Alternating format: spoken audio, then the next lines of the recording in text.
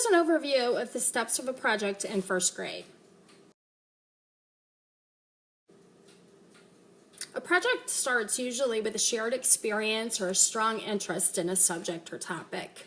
Sometimes it's chosen by the teacher, and sometimes it just grows organically within your group of children.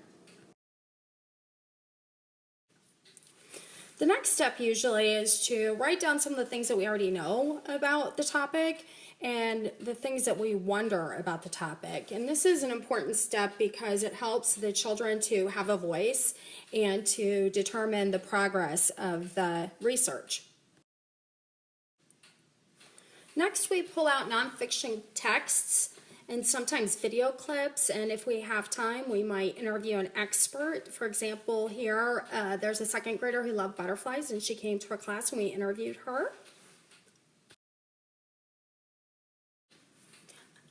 As the children start to take notes, we realize that we need to have a more organized way to have a look at these notes. So we typically come together and come up with some categories that would make sense, and we start recording notes according to those categories.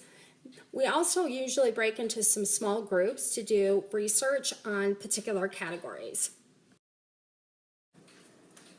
The children are truly decision makers in this process, and while I ask some guiding questions to help them to clarify their thinking or to organize their thinking, they also are circling back to their original questions or questions that emerged through their research.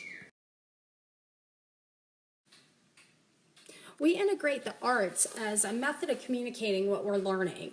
The children have a goal to create something within their small group. Sometimes they work independently within that small group that will show others something that they've learned.